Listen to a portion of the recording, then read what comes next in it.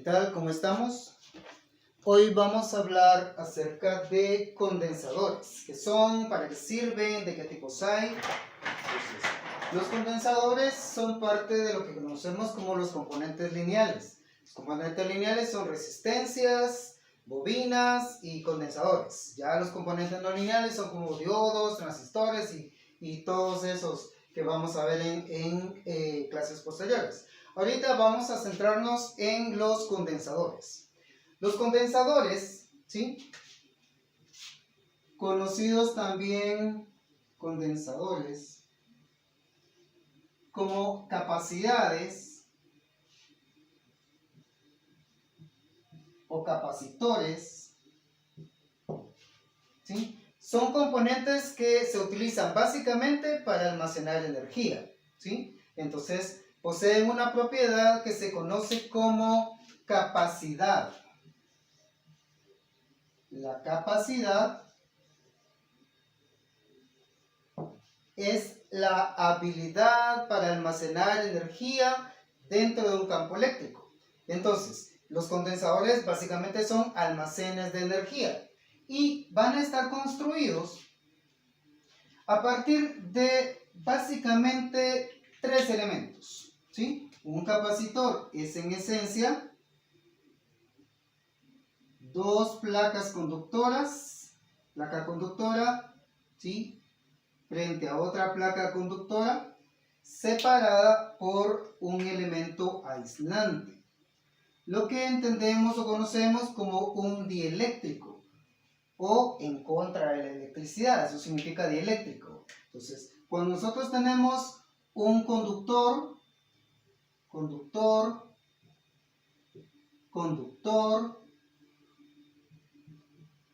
y en medio de estos tenemos un aislante, entonces básicamente tenemos una capacidad o un conductor o un capacitor, ¿sí? En algunos textos se refieren indistintamente a capacidad y a capacitor, ¿sí? Pero en realidad capacitores son los elementos, los condensadores son los dispositivos que tienen capacidad. Ahora, capacidad, como dijimos, es la habilidad para almacenar energía dentro de un campo eléctrico. Ahora, ¿cómo hacen los condensadores esta tarea? Cuando nosotros tenemos dos placas conductoras separadas por un material aislante, nosotros sabemos que el aislante no permite el paso de la corriente eléctrica a través o entre las dos placas, ¿sí? A través del condensador o a través entre las dos placas. Ahora, cuando nosotros aplicamos una tensión, es decir, por ejemplo, colocamos acá una batería, vamos a quitar acá la palabra aislante. Si colocamos una batería entre las placas de nuestro condensador, vamos a tener que una corriente eléctrica se va a formar en nuestro capacitor, ¿sí? Entonces, si nosotros tenemos cargas negativas en la parte de abajo y cargas positivas en la parte de arriba, entonces esas cargas positivas, ya sabemos, van a empujar a los electrones alejándose de la batería, ¿sí? Y tratando de pasar a través del condensador. Pero como sabemos, el condensador tiene un aislante en la parte de en medio y por consiguiente los electrones no pueden atravesar literalmente hacia la segunda placa. Sin embargo, a pesar de que la corriente eléctrica o los electrones en sí no pueden pasar a través al otro lado del condensador, el campo eléctrico sí puede atravesar los materiales que son aislantes. Los electrones no pueden pasar hacia la otra placa, pero el campo eléctrico, que es una deformación del espacio, como hemos visto, sí puede llegar desde una placa hasta la otra placa. Entonces, aunque los electrones en realidad no pueden atravesar el material, el campo eléctrico sí puede llegar de placa a placa y hace que una placa se influencie con la otra. Entonces, las cargas negativas que se van acumulando en la parte inferior, ¿sí?, van a constituir una carga negativa que va a producir un campo eléctrico que va a empujar los electrones de la placa superior alejándose de esta placa. Por otro lado, la carga positiva de la batería va a atraer las cargas negativas por ley de Coulomb, ¿sí?, hacia la fuente, cerrando circuito en el lado positivo de esta fuente, ¿sí? Entonces, el circuito se cierra gracias a que los electrones, aunque no están atravesando el condensador, se acumulan, están moviéndose hacia el condensador, acumulándose en una de las placas, y del otro lado están saliendo cargas negativas, electrones, y moviéndose hacia la carga positiva de la batería, siendo atraídas por el electrodo positivo, porque los electrones son negativos y la carga positiva se atraen por ley de Coulomb. De la misma manera que acá el electrodo negativo, el polo negativo de la batería, empuja a los electrones, porque los electrones son negativos y negativo con negativo se repelen según la ley de Coulomb, ¿sí? Entonces, de tal manera que los electrones van acumulándose en la parte inferior, y cada vez que los electrones de la parte de la placa superior salen del condensador, van a dejar detrás de sí un ion positivo o una carga positiva.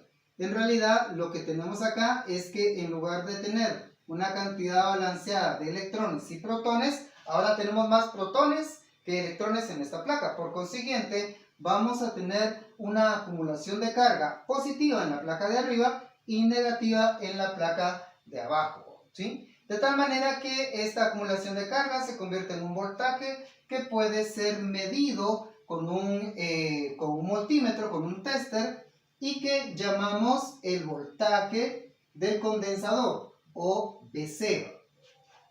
El voltaje del condensador entonces va a ir creciendo en la medida en que las cargas negativas se van acumulando en la parte de abajo y las cargas positivas van saliendo del condensador y cerrando circuito hacia la batería. Entonces, cuando están dejando cada vez más iones positivos, la carga positiva va aumentando hasta el punto en el que este voltaje, ¿sí?, crece y alcanza el voltaje de la batería o el voltaje de la fuente. Cuando el voltaje de la fuente es igual al voltaje del condensador, entonces el potencial negativo que tenemos acá es igual al voltaje o al potencial negativo de la batería. Por consiguiente, negativo y negativo con la misma intensidad ya no producen corriente, porque ambos se contrarrestan. Estos electrones están empujando de regreso a los electrones que están en el conductor, y esta batería está empujando, tratando de hacerlos llegar al condensador, de tal manera que ahora las fuerzas están equilibradas porque los dos voltajes son iguales, y de esta manera los dos voltajes se contrarrestan, las dos cargas negativas se contrarrestan. Lo mismo pasa con un electrón en la parte de arriba que está siendo atraído por la carga positiva de la batería, pero también está siendo atraído por el potencial positivo que se acumuló en el condensador, de tal manera que si es atraído con la misma fuerza, este electrón ya no se mueve de su posición. Quiere decir que nosotros tenemos un movimiento de cargas a través del condensador, ¿sí?, solamente hasta el momento en el cual el voltaje del condensador es igual al voltaje de la fuente. Cuando el voltaje de la fuente y la del condensador son iguales, el movimiento de cargas se detiene. Quiere decir que solo es un pulso mientras se está cargando el condensador, y una vez cargado el condensador, entonces ya tenemos allí un voltaje estable en ambos lados y ya no tenemos flujo de corriente.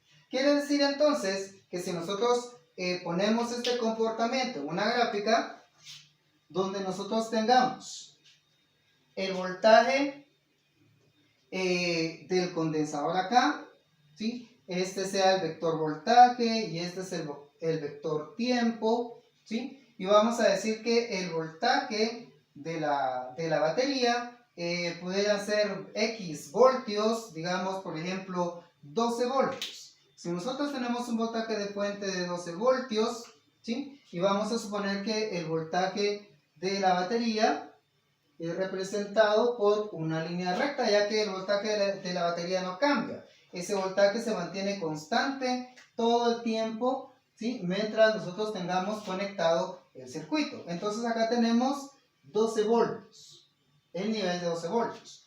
Si nosotros representamos la carga del condensador, vamos a tener que el condensador, cuando está completamente vacío, el flujo de corriente o el incremento de la corriente es instantáneo. Vamos a tener que la corriente va a ser casi infinita. No es infinita porque todo el sistema se quema, pero es muy grande. Y a medida que el voltaje del condensador va creciendo, entonces esta corriente va haciéndose más pequeña. Entonces, inicialmente vamos a tener que la corriente es muy alta, ¿sí? Aquí viene desde el infinito, no lo ponemos porque no cabe en la gráfica, ¿sí? Y va decreciendo de manera exponencial hasta llegar hasta un punto en el cual la corriente se hace cero. Viene desde el infinito, tiene corriente máxima, ¿sí? Pero la corriente va disminuyendo paulatinamente, ¿sí? De manera que a medida que se va cargando el condensador, ¿sí? La corriente se va deteniendo, ¿sí? Ahora, cuando la corriente es cero, eso significa que el voltaje del condensador ha alcanzado al voltaje de la fuente. Recordemos que 12 voltios es el voltaje de la fuente. Vamos a poner acá voltaje de fuente.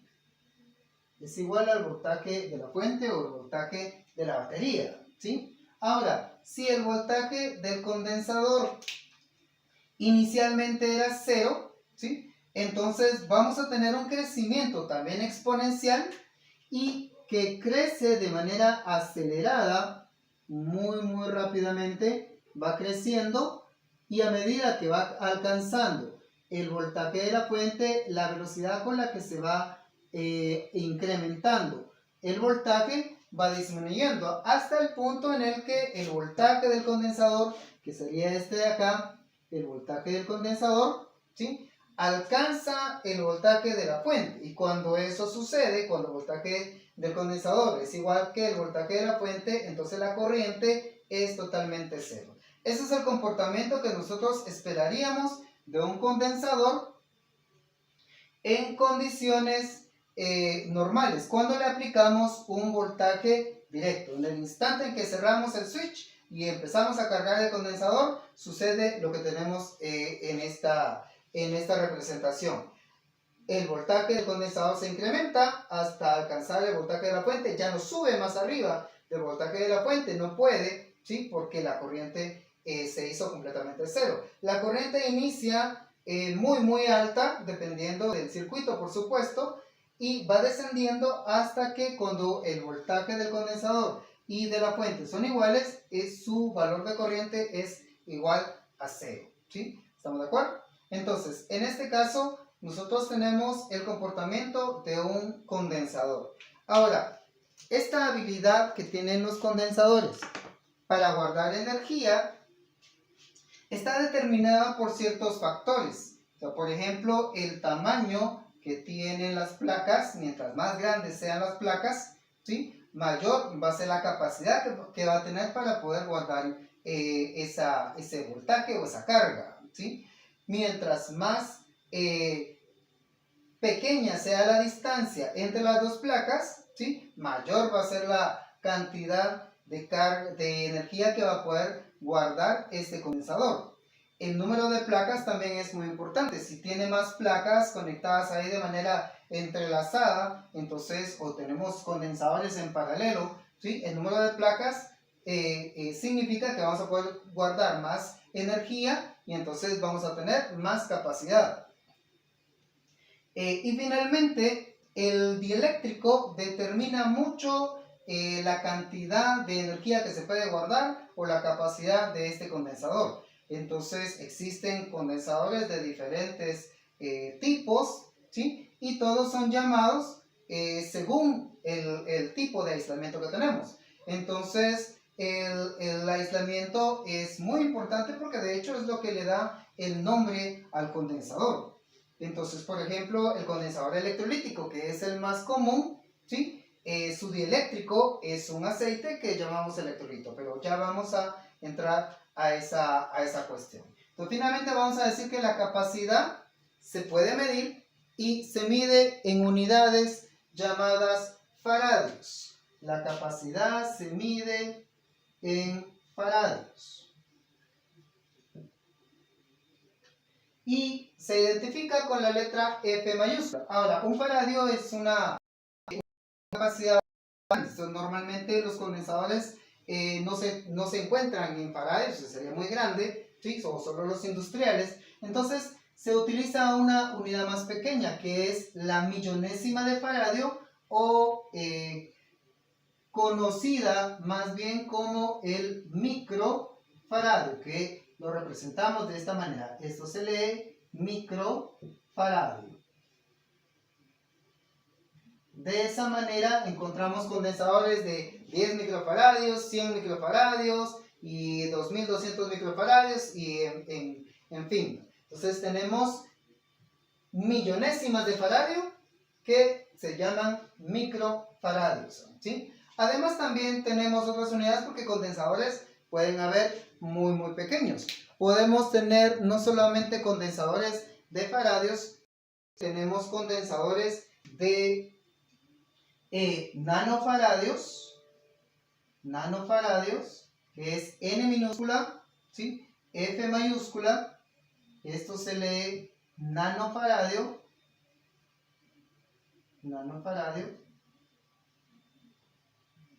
¿sí? Existen condensadores de nanofaradios y también existen condensadores, mientras más altas fueran las frecuencias, se necesitaron condensadores más pequeños, y entonces hay condensadores que son de picofaradios. Picofaradios, ¿sí? Significa millonésima de millonésima.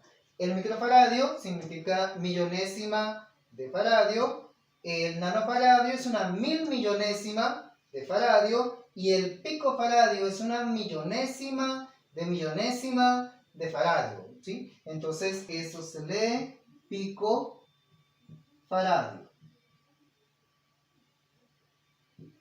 Entonces, de esa manera podemos encontrar condensadores en realidad bastante pequeños, ¿sí? De diferentes tipos, dependiendo del dieléctrico que nosotros tengamos, ¿sí? ¿Estamos de acuerdo? Entonces, en el próximo video vamos a ver tipos de condensadores y cómo se comportan con corriente alterna y con corriente directa, ¿sí? Hasta pronto.